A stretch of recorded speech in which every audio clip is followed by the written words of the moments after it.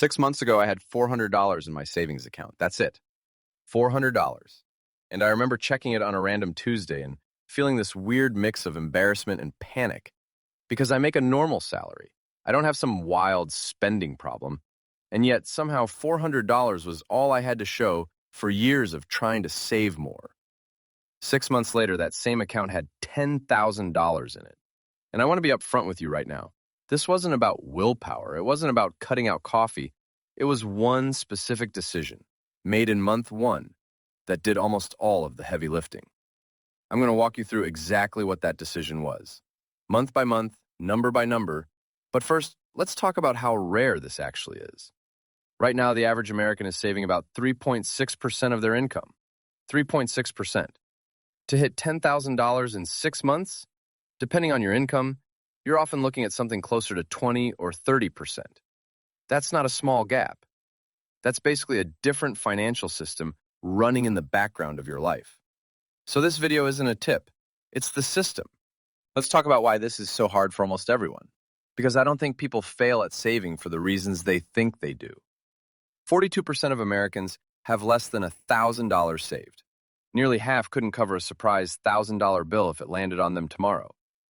And here's the detail that actually stopped me in my tracks when I found it.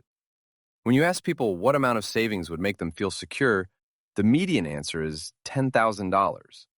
Not $50,000, not $100,000, $10,000. Which means the number in this video's title isn't some random goal I picked for a catchy headline. It's the exact number most people in this country say they want and don't have. So why doesn't almost anybody hit it? Because most of us are trying to save with willpower. And willpower is a terrible system. It works great on day 1. By day 20, it's exhausted, distracted, and negotiating with itself over a takeout order.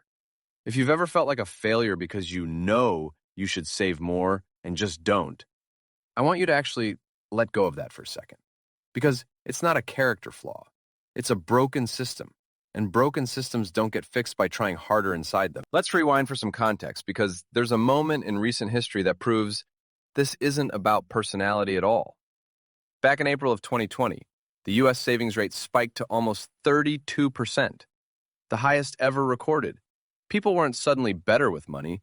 Their circumstances changed. Spending options disappeared, and money that would have gone out the door just didn't. Today, that number has collapsed to under 4%. Less than a ninth of that peak. Same population, same brains, completely different behavior, which tells you something important. Saving isn't really a personality trait. It's a response to whatever system you're operating inside. And there's a financial headwind making this even harder right now. Total credit card debt in this country just crossed $1.28 trillion.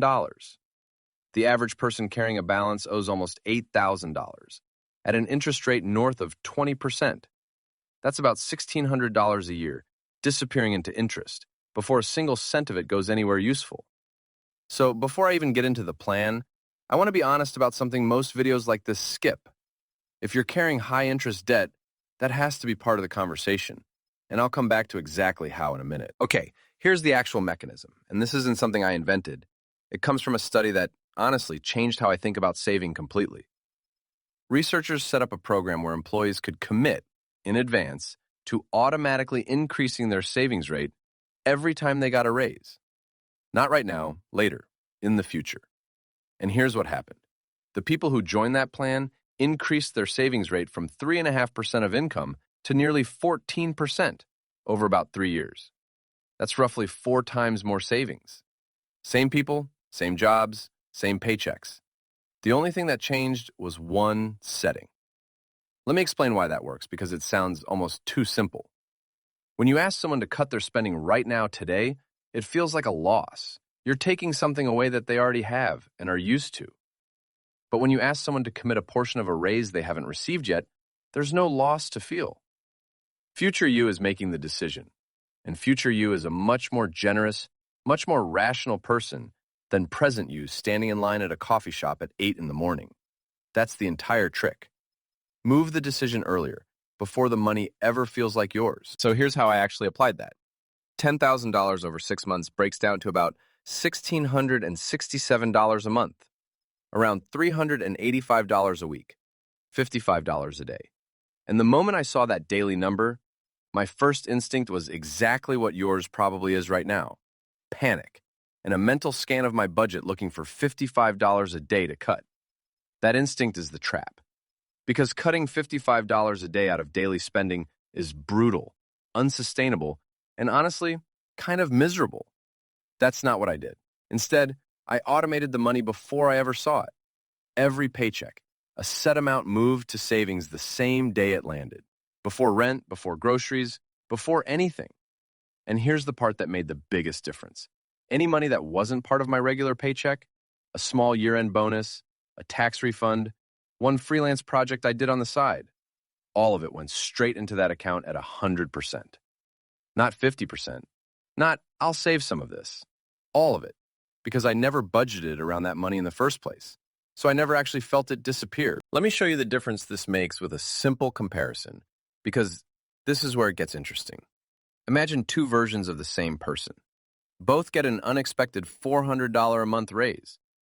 Version 1 sets up an automatic transfer the same day the raise hits. That money goes straight to savings and never touches their regular spending account. 6 months later, they've quietly banked $2,400 extra without changing a single habit. Version 2 lets the raise land in their checking account first, tells themselves they'll save most of it, and ends up spending about 90% of it within 2 months without ever making a single conscious decision to do so. Same raise, same person. Two completely different outcomes, based entirely on where the money went first. Now here's the piece almost nobody talks about, and it's the reason I said I'd come back to debt. If you're carrying a credit card balance at 21% interest, that debt is quietly fighting against every dollar you try to save. Remember that $1,655 number from earlier? The average interest cost for someone carrying a balance? That's almost 17% of this entire 6-month goal, gone before you've saved a single dollar. So if that's your situation, the real first move isn't opening a savings account. It's redirecting that same energy toward killing the debt, because avoiding 21% interest is a better return than almost any savings account will ever give you. Let's look at how the 6 months actually played out, because it wasn't a smooth, straight line, and I think that's important to show you. Month 1 was rough. I was still building the habit, and I only hit about $1,200. Month 3, a small work bonus came in and went straight into the account, untouched, and that month jumped to $1,800. By month 6, a bit of side income had kicked in on top of the automated paycheck transfers, and that month alone brought in $2,100. It wasn't linear. It accelerated, because every time an unexpected dollar showed up, instead of it flowing into my normal spending, it had already been redirected before I even had the chance to think about it. So let's clear up a few things people usually get wrong about this whole topic. Myth 1. You need a high income to save aggressively. Reality. The study I mentioned earlier showed a 4 times increase in savings rate with the exact same income. The income didn't change. The default setting did. Myth 2. Cutting small stuff like coffee or streaming subscriptions is the main lever. Reality.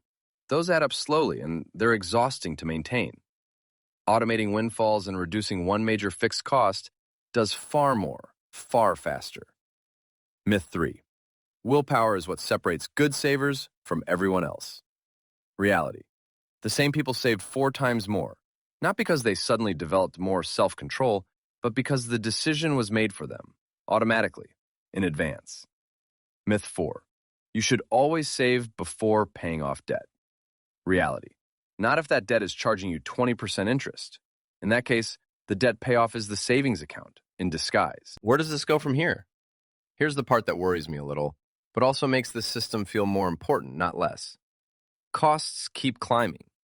New tariffs alone are projected to add hundreds, in some cases thousands of dollars, to average household expenses this year. At the same time, the gap between what people say they want saved, that $10,000 number, and what they actually have saved, which sits at a median of just $500, is enormous, 20 times apart. And that gap isn't likely to close on its own, because the pressure pushing against saving isn't going away, which is exactly why a system that runs in the background, without depending on daily motivation, matters more now than it did 5 years ago, not less. So if you're taking one thing from this video, Make it this.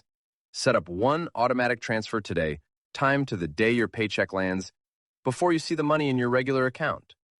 Then commit right now in advance that any bonus, refund, or unexpected income goes to savings at 100%, not a portion. Attack one big fixed cost instead of 10 small ones, because one renegotiated bill beats a dozen tiny sacrifices you won't keep up in month 4. And if you're carrying high-interest debt, redirect the same energy there first, because that's the better trade. Here's where I landed after 6 months. $400 became $10,000.